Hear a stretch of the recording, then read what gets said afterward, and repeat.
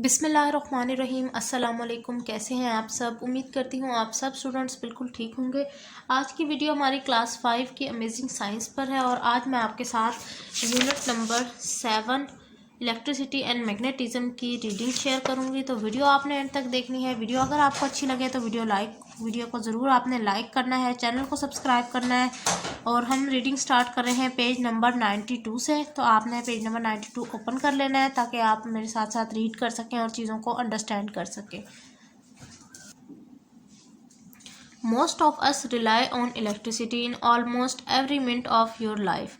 हम में से बहुत सारे लोग ऐसे हैं जो हर सेकंड हर मिनट जो है बिजली के बगैर नहीं गुजारा कर सकते, यानी उनकी लाइफ डिपेंड करती है इलेक्ट्रिसिटी पर, बिजली पर।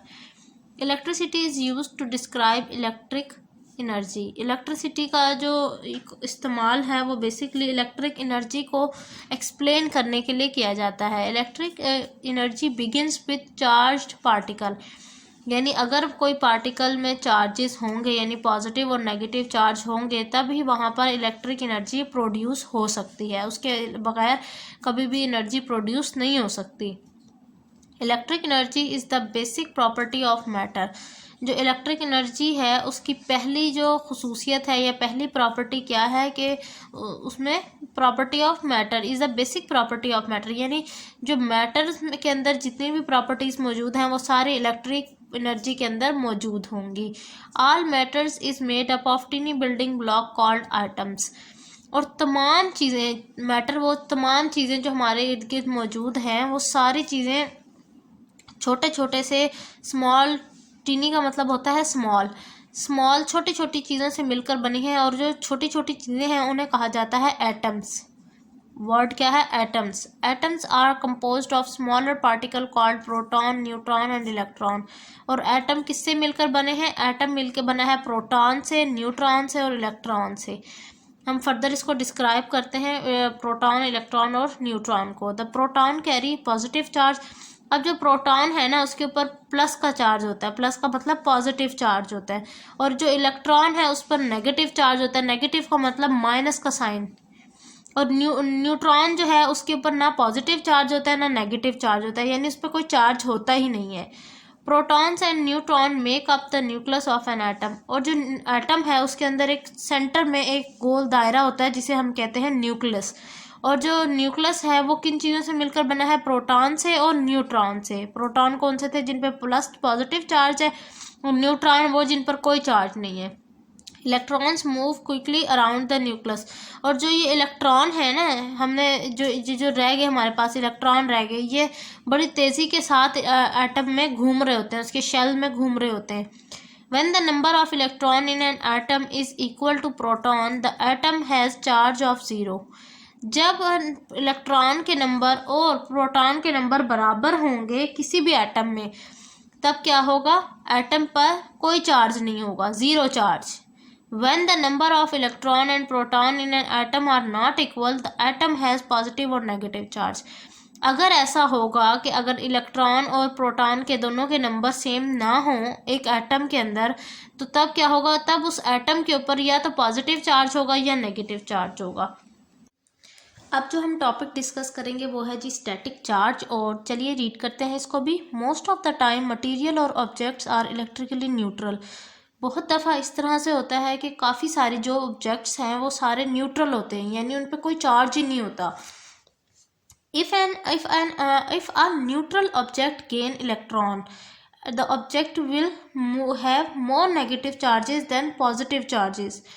यानी अगर कभी ऐसा हो कि कोई ऑब्जेक्ट ऐसा है जो न्यूट्रल है, यानी उस पर कोई चार्ज नहीं है, और फिर जो है क्या कहते हैं उसके पास एक इलेक्ट्रॉन आ जाए, वो किसी से एक इलेक्ट्रॉन ले ले, तो क्या होगा? उसके पास या तो नेगेटिव चार्ज ज़्यादा हो जाएंगे या पॉजिटिव चार्ज ज़्यादा हो जाएंगे, यानी नेगेटिव से पॉजिटिव चार्ज ज़्यादा हो जाएंगे। उसके पास माइनस के चार्ज ज़्यादा होंगे पॉजिटिव से ज़्यादा।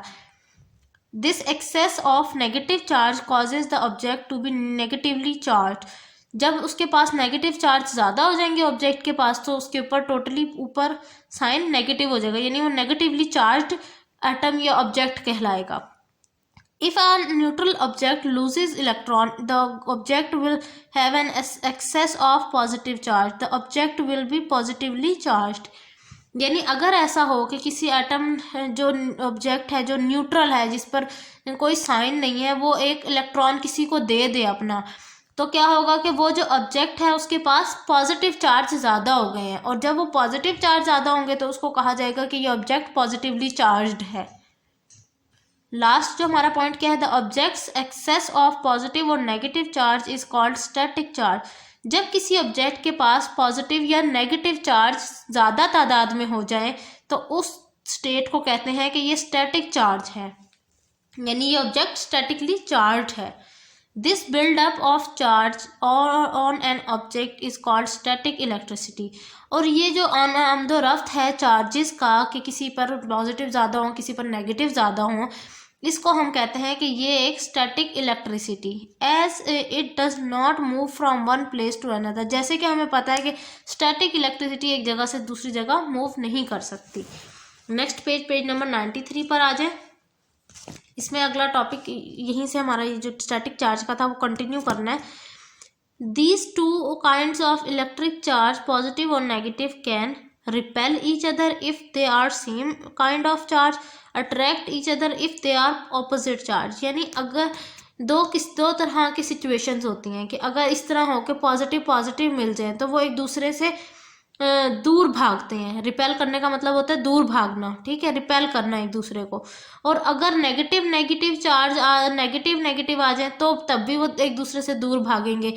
लेकिन ऐसा हो कि अगर किसी ऑब्जेक्ट में ऑपोजिट चार्जेस हों, यानी पॉजिटिव भी हो और नेगेटिव भी हो, तो वो एक दूसरे की तरफ खींचे चले जाएंगे, अट्रैक्ट होंगे एक दूसरे की तरफ। Rubbing material together produces static electricity because it gives the material an electric charge. जब हम किसी चीज़ को किसी दूसरी चीज़ के साथ रब कर रहे होते हैं तो क्या होता है, उस टाइम स्टैटिक इलेक्ट्रिसिटी प्रोड्यूस होती है। क्यों प्रोड्यूस होती है? क्यों? Because it gives the material an electric charge, क्योंकि ये मटेरियल को चार्जेस दे रही होती है।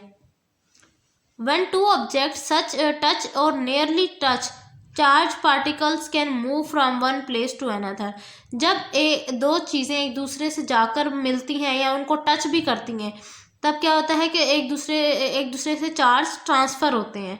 Negative charge move from object to object more easily than positive charge. Negative के जो साइन है ना वो पॉजिटिव से ज़्यादा जल्दी मूव करते हैं एक ऑब्जेक्ट से दूसरे ऑब्जेक्ट की तरफ। अब ये एक एग्जांपल है, इसके थ्रू हम समझ लेते हैं। For example, when you rub a balloon against your hair. जब आप किसी गुब्बारे को अपने सर पर मतलब इस तरह से रब करेंगे, negative charge move from hair to the balloon. जो हमारे बालों पर नेगेटिव चार्ज है वो बैलून की तरफ चला जाएगा। The balloon now have more negative charge than positive charge. अब क्या हुआ, बैलून के पास नेगेटिव चार्ज ज़्यादा हो गए हमारे बालों के बनिस्बत, और उसकी पूरी जितने भी उसमें नेगेटिव चार्ज है उसकी तादाद के मुताबिक नेगेटिव ज़्यादा हो गए, पॉजिटिव कम हो गए। The balloon is negatively charged.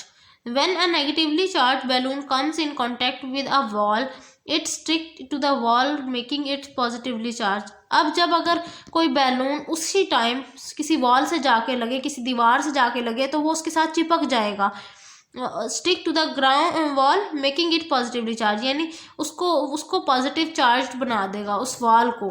ठीक है जी, ये थी मेरी आज की वीडियो। इंशाल्लाह नेक्स्ट वीडियो में हम अगला इसी टॉपिक को कंटिन्यू करेंगे पेज नंबर 94 से। मिलती हूँ नेक्स्ट वीडियो में। अपना बहुत सारा ख्याल रखिएगा, मुझे दुआओं में याद रखिएगा। और अगर आपको मेरी रीडिंग अच्छी लगी है तो रीडिंग को भी ज़रूर आपने कमेंट में बताना है कि आपको रीडिंग अच्छी लगी है, फिर मैं आपके लिए मज़ीद अच्छी वीडियोज़ और बनाऊँगी। अल्लाह हाफिज़।